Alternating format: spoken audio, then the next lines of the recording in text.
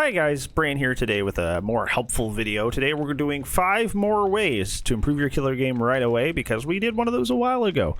And I haven't done one of these tips videos in a while. I've just been wrapped up in other things. But I still want to keep up with helping you become a better killer main. I'm still learning new stuff every day. Like I only have 1,700 hours, so like I'm still learning stuff. I'm still, trying to get better every day, and I want to share and pass down some of the things that I have learned to you, but I also don't want to get them out to you too quickly because I don't want to tell you stuff that's like bad advice and stuff I'm just doing at this current level of my skill that may not work as you get better at the game. So I want to make sure it's like solid good advice, so I'm always a little bit more patient on these. But without further ado, let's quit rambling. Let's go ahead and get in with 5 ways that you can improve your killer game right away. I think number 1 is super duper important. Number 1 is while in chase, think of where survivors are going instead of just brute forcing it and following them. So what do I mean by this? So this is obviously becomes more pertinent with characters like Wraith, like Bubba, like Legion, but like there's certain, like in basically with every killer, you need to be looking not where just following scratch marks, just following the survivor in front of you, but you also have to keep in mind, where does the survivor want to go? Where are they trying to reach? And are you able to cut them off before they reach that thing? Because a lot of the time survivors hold W, and sometimes they do it aimlessly, but a lot of the time they're holding W because they're trying to reach something. They're trying to get somewhere that will help them defend themselves against you. Now, you as killer, no matter who you're playing, besides some like very, very small exceptions to the rule, you are faster than the survivor. Not by a whole lot, but you're faster, so you can outrun them. And I think a lot of the time, sometimes it's better to think about where the survivor wants to be. Are they trying to reach that window on that jungle gym tile far away? Are they trying to finally make their way all the way over to Shack? And can I get there before they can? Because if you can get there before they can, you can position yourself in a way that's better able to win the tile than if you just like kind of blindly follow them there. Do it on your terms, not theirs. Obviously there are different killers that I mentioned at the beginning that take advantage of this more so than others, like Wraith. Obviously you can Peepo speed past them, Legion Peepo speed past them, Victor while you're playing twins speed past them, but like essentially try to put yourself where the survivor wants to be so you deny them the ability to use whatever they're trying to reach, and that way you can determine the course of the chase instead of just kind of blindly following them, letting them have the window, blindly following them, let them drop the pallet. Like try to anticipate where they're trying to be, where they're going, and cut them off. Number 2, you do need to slug. You do need to slug. A lot of people see slugging as kind of this like alternative gameplay thing, kind of like the survivor equivalent of like, maybe one day I'll learn flashlight saves. But slugging is not something optional. It is something that you need to be able to pull out of your tool belt at any single point when a match is going south. That is not an optional thing that you need to learn. That is something you need to know how to do. Because I see a lot of the reason that killers end up losing matches is because they don't know how to counteract pressure that survivors are putting on them. They'll complain that they're getting gen rushed, but they won't do anything in response to speed up the game. So essentially gen rushing, all it is survivors speeding up the game, speeding up the amount of, or increasing the amount of pressure that they have on you, the killer. But I don't see killers really do anything back to kind of like, I'm going to pressure you right back. They don't do anything to do that. And that's because a lot of people think this whole slugging thing is optional. They don't see it as something that you shouldn't have to be doing. So they just kind of like don't feel comfortable doing it. They feel nervous about it, and they don't end up doing it, and then they end up losing the game. So like the main thing you probably, like the main reason you probably don't slug, and the main reason you probably don't even attempt it, is because it's kind of just like this vague thing that's out there, and you don't know like when like actually is a good time to slug, which is totally fine. It's totally fair. If you don't have practice of it, you don't watch a lot of streamers do it, like you don't know what the good times are. Even if you are watching somebody, you may not know why they slugged at one point or not at another. So here's like 2 things that I think would help you in terms of like when I should actually slug. When should you actually slug? The first thing I think you should, the first time I think you should slug is when you down somebody and there's somebody injured that you know is nearby, because you don't have to use any extra powers or anything. Even if you're just a flat out M1 killer, that person is an easy down because they are already injured. The only reason you wouldn't chase somebody that you know is injured that's nearby is if they're next to a big, structure, like they're next to House of Pain, they're next to Shack, they're next to something that they can waste a lot of time with you for a while. I think you got to be a little bit more cautious. I think you definitely need to be more cautious in that scenario. But I think definitely that if there's somebody's injured nearby, they're only one hit to down, and that's universally an easy thing to do for every killer, no matter what they are. So that would be a good time to slug, is if you down somebody and you're aware somebody who is injured is nearby. A second time to slug, a second good time to slug, is when there's a survivor nearby, regardless of health state, that you've seen previously in the match, just can't really loop very well. Usually in every survivor team, there's like a weak link, somebody who's like, I'm just the gen jockey, I don't know how to loop. You know, there's usually somebody like that on a team.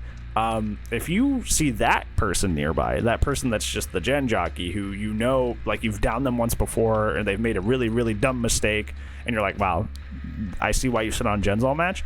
You down someone and you see that person nearby, regardless of their health state, they're probably good to chase too. It's probably good to slug and chase them too, because you can probably down them super easily, or with a short amount of time, and then go back and pick the other person up. So those are kind of like the two, like I would argue, like the main times you would actually go for a slug.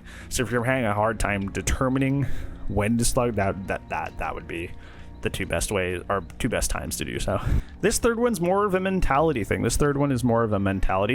Being a nice 3-hook Andy kind of just doesn't work, especially since skill-based matchmaking has been a thing and now people are sweating a lot more. You kind of can't be a nice 3-hook Andy. And what I mean by that is, like, I'm gonna hook one person, I'm gonna hook another person and a different person, and then that's gonna be that person's second hook and that person's second hook. Like, you're essentially, you're not back-to-back hooking anybody, you're not camping anybody the second phase, you're just kind of like having normal chases, downing the person, hooking them, never hooking the same person back-to-back for any reason, playing like by the survivor rulebook, so to speak. So, like, unfortunately, with how sweaty people are playing nowadays, since skill-based matchmaking is the thing, you kind of can't afford to just 1-hook everybody, 2-hook everybody, and then have... Because what you end up in that situation is, at the end of the match, you'll have everybody death hook, but all their gens are done, and they all 4 get out.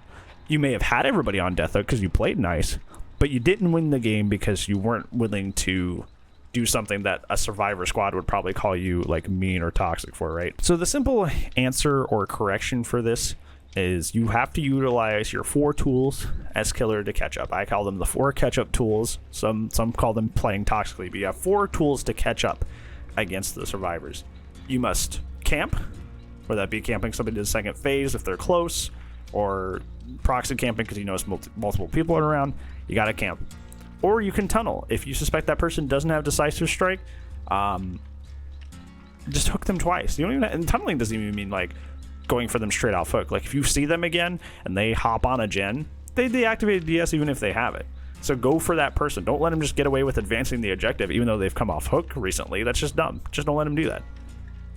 Third, we talked about slugging in number 2. So, I won't go over that again, but slugging is your third way. And the fourth way is the basement.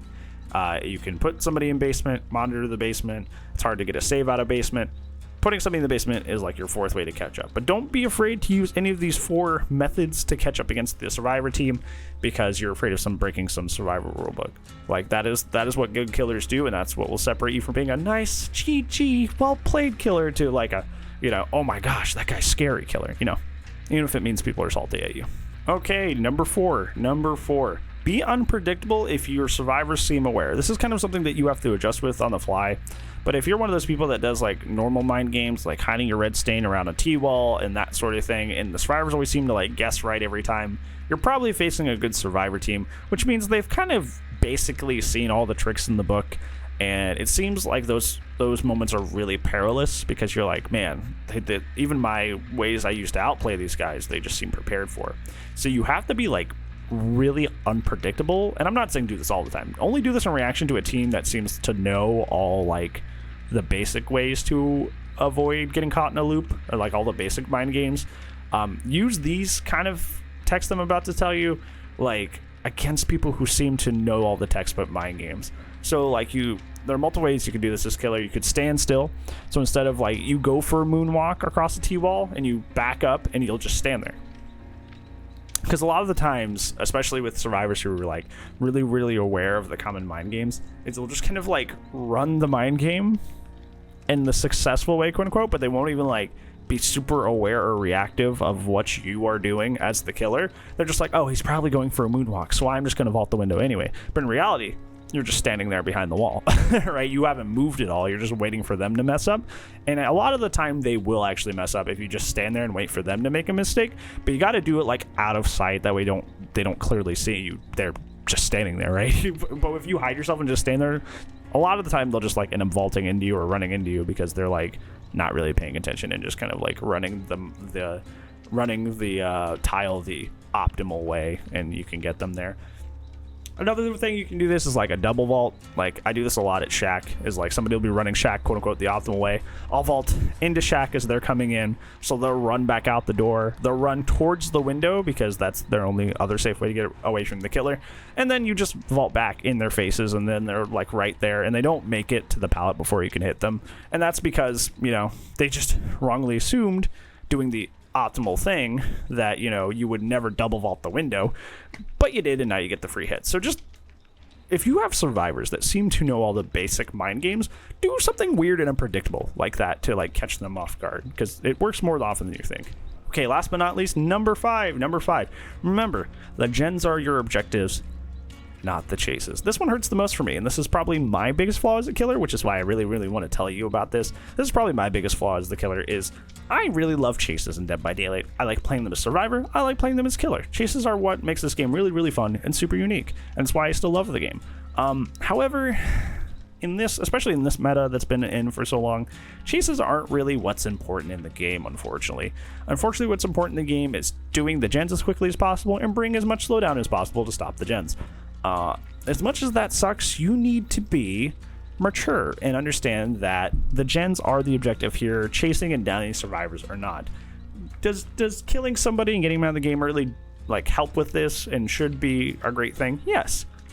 But if you take too much time doing that, if you get too invested in a fun chase where you're both making good mind games going back and forth, you're probably going to lose. And this is what happens to me like a lot, is like I'll get in a chase and I'm having the time of my life because they're doing cool mind games, I'm doing cool mind games. It's like a battle of the wits, and it's super fun. But by the time I finally down that person, 2 gens pop, right? And then it happens again, and 2 gens pop, and then, you know, they're 1 gen away, and then I lose. And it's because I get too invested in the chases. And I feel like a lot of killers like that really like having fun like really have this problem where they like get way too invested in the chase and forget that their objective is pushing people off gens.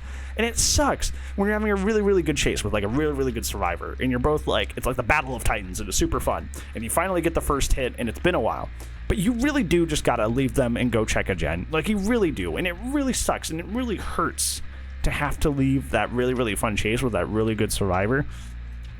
But I'm here to tell you, you just gotta. Like, you gotta make the mature decision and just take the L.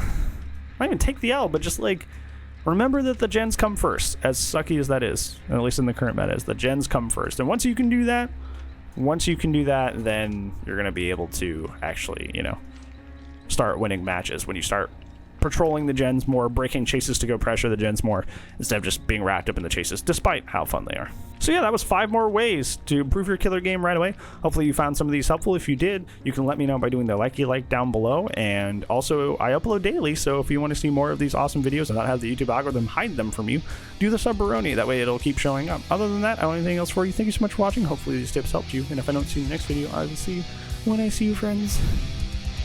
Goodbye.